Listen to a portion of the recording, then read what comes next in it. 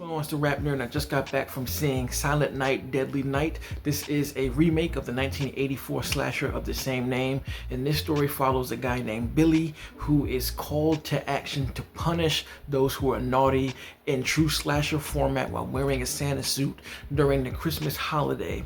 And he moves to a new town and falls in love with a girl that he works with, and then begins to think that he can give up his role of punishment to the naughty up for this new relationship, but he quickly finds out that that's not the case. Now, this is a movie that's been remade a lot. You got the 1984 version, and then you have sequels to that one that take place in the 80s as they go. I think there are like 4 of those movies. And then there is a remake in 2012 just called Silent Night, which I really love. And then in 2022, I believe, there's a movie called Christmas Bloody Christmas, and that was supposed to be a remake of Silent Night, but it deviated so far from the original one they called it something else. And here we are with a remake, and it stars, I believe his name is Rohan Campbell, the guy who played Corey in Halloween Ends. And it's funny because the character in Halloween, Corey Cunningham, that he plays is very similar to Billy in this movie, where they're these haunted spirits that are pretty lonely, but it's because of choice. They want to stay by themselves. They don't really want to get close to anybody because of the trauma that they experienced. This film does what I really wanted Halloween Ends to do. Not going to say what that is because it's a spoiler, but man, they lean into this concept really, really well. So I love this film. I think that it was done very, very well. I didn't expect it to be as detailed and so much thought put into it as it was.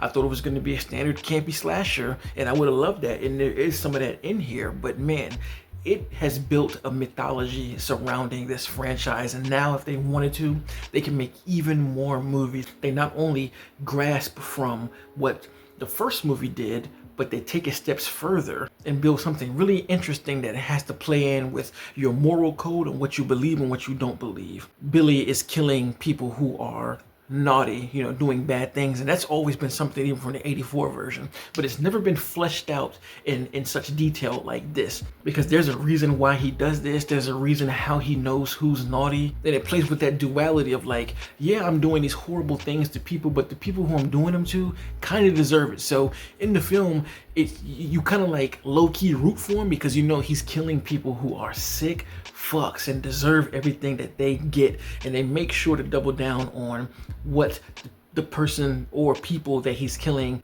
has done that deserves such a fate. It all just comes full circle once you find out what exactly is going on and why Billy is the one that is doing this thing. And that even ties to his childhood trauma of what happened to him and put him on his path of being a serial killer. And as I mentioned, it is campy. There are a lot of kills in this film. I mean, there are scenes set up for just kill, kill, kill, kill to show how many people he's done in his past, and it's just rapid fire. So if you're looking for carnage, gore, and a lot of kills, definitely gives a lot of them. It's not on the Terrifier level of brutality and over the top, but it is brutal enough to make you kind of wince when you see certain things, because they don't shy away from the violence at all. And there is one sequence in the middle that I absolutely love that went batshit crazy, and when it happens, you're like, hell yeah. Hell yeah, okay, this is what we're into, and I love that. And even when you get to the third act, the movie kind of even shifts to a different perspective and feels like some type of serial killer thriller in a sense, which is something that I didn't expect, but I love how that tone went, because it adds a whole different level of danger and terror to the movie. And that's yet another thing that I loved about it, because you have this character with Billy coming to this new town, and you know that he is dangerous, even though it's told to you that like he only is killing people who are naughty. And the way they present it on the surface, you can see how it's supposedly hinted at to Billy, but the whole time you're kind of like, I don't know if that's deserving of getting killed though. Just because somebody looked at somebody, weird, or cussed at somebody, they deserve to die. But as it delves deeper, you're like, oh, so this is exactly what's happening. And the cool thing about the movie is Billy has this voice that he's kind of talking to the whole time. So you really get the psycho aspect of what I would imagine a serial killer would go through. I mean, there are moments when he's looking at things and his voice will say, hey, look at this person over here. You know what we need to do. And it's just like, huh? Why? But again, the answers come later on, and it's just so clever how they tie everything in, and it makes me want to rewatch the film knowing what I know now. And on top of that, this is also a romance story because you see Billy fall in love with this girl that he meets when he does come into the town, and their relationship does feel genuine, and even she has a little bit of court to her, so you can see that these two are kind of odd, and it just works, and you actually believe that they would be a couple. And the even cooler thing here is, like, yeah, you dropped this serial killer Billy into this town who is trying to do his deed by killing off what's naughty, but there is something else at play that's also dangerous that has nothing to do with him. So it really pits you against different types of dangers that kind of ping pong back and forth, and it just made for a really interesting and gripping story for me personally. And yet another layer to the film is when you find out the other side of what I'm talking about.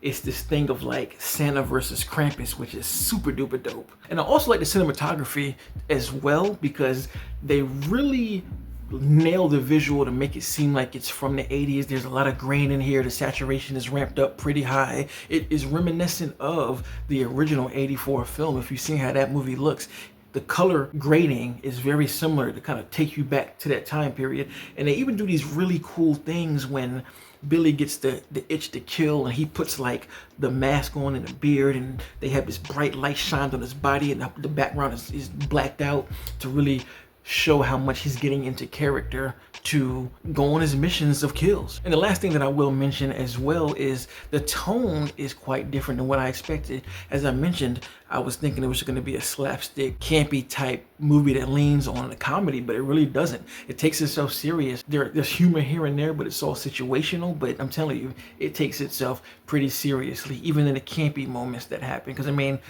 the voice talking in general is a campy-esque thought, but the way that they speak to each other, it's not campy at all, and it really is intense at times. So I absolutely love that we have a slasher that takes itself this seriously. So overall, I had a wonderful experience watching this film, and I can't wait to watch it again.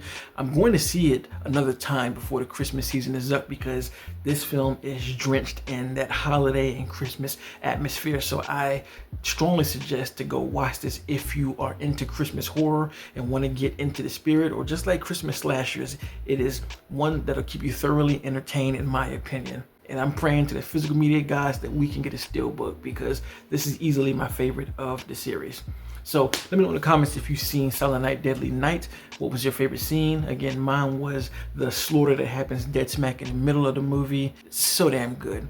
And if that's kind of content, make sure to like and subscribe. And if you are subscribed, thank you. And until next time, peace. RapNerd Productions, no capping, that's word to mommy. Instead of banking on it, now rapping is just a hobby.